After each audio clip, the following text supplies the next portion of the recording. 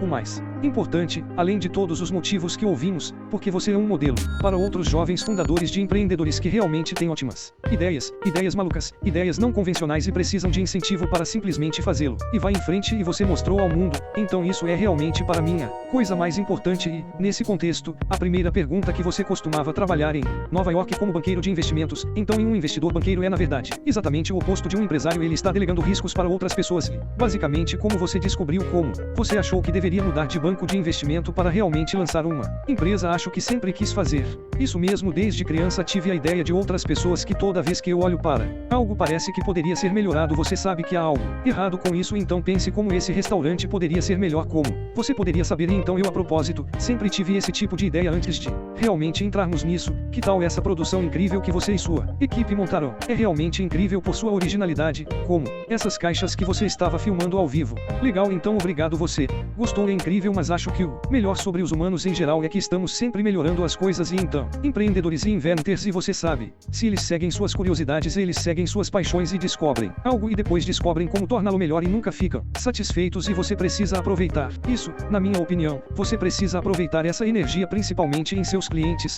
em vez de em seus concorrentes. Portanto, onde às vezes vejo empresas, e até mesmo jovens pequenas empresas iniciantes dando errado, eles começam a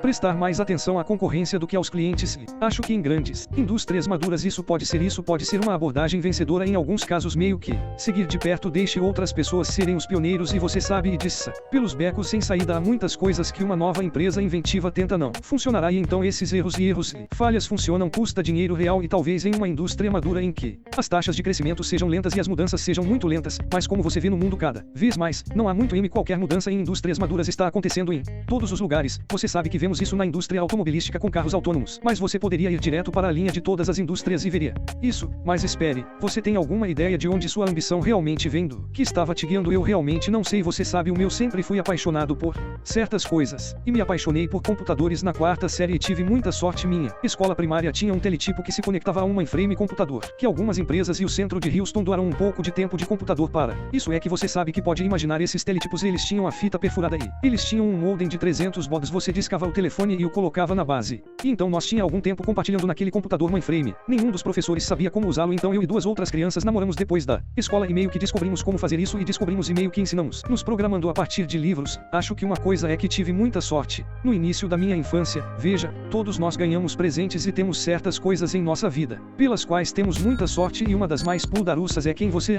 Os primeiros modelos são, você sabe que você poderia pensar que foi seu avô, foi, em grande sentido, talvez minha mãe e meu pai, mas meu avô também, e você sabe que eu tive minha mãe me teve quando ela tinha 17 anos e ela ainda estava no ensino médio em Albuquerque, Novo México, e isso é em 1964. Posso garantir que ser uma adolescente grávida no colégio não era legal em Albuquerque, Novo México naquela época, então foi muito difícil para ela. Meu avô foi para o bastão por ela e eles tentaram expulsá-la da escola, e você sabe que eles são incríveis. Eu tive então o dom que eu tive, é que eu tive essa família incrível. Você poderia descrever um pouco o papel do seu avô, porque com certeza vamos mencionar isso. Eu acho foi super e muito importante para mim, e passei uma quantidade incomum de tempo com meus avós e especialmente com meu avô no rancho. Então ele tinha um rancho no sul do Texas e eu passava meus verões lá dos 4 aos 16 anos. Eles, quando eu tinha 4 anos, eles estavam me levando para o verão para dar uma folga aos meus pais. Você sabe, é porque eles eram muito jovens e foi útil, e eu era um cunhado, tenho certeza, e de qualquer maneira, criou ilusão para mim quando eu tinha 4 anos que eu ajudava no rancho, o que obviamente não poderia ser verdade, mas eu acreditei. E então, quando eu tinha 16 anos, é claro que eu estava realmente ajudando no rancho. Posso consertar gado prolapso, posso saber que fizemos todo o nosso trabalho veterinário. Alguns dos gados até sobreviveram, e consertamos moinhos de vento e colocamos tubulações de água e construímos cercas e celeiros e consertamos o trator de que vocês falaram, e assim por diante. Das coisas que são tão interessantes sobre esse estilo de vida e sobre meu avô é que ele fez tudo sozinho. Você sabe que ele não ligou se um dos animais estava doente, e ele descobriu o que fazer sozinho. E então, o que significa nenhuma delegação sendo engenhosa? Eu acho que é o você sabe que sempre pode, se houver um problema, há uma solução. E, claro, à medida que você amadurece e entra no mundo dos negócios, e em qualquer coisa que faz em uma equipe, rapidamente percebe que não se trata apenas de você. Desenvoltura é sobre desenvoltura de equipe e como isso funciona. E mas aquela atitude de meus avós era muito, mas ele era cheio de sabedoria. Você sabe, John mencionou a história sobre as palavras que meu avô me deu em um ponto de é mais difícil ser gentil absurdo, que inteligente essa história, a versão um pouco mais longa dessa história porque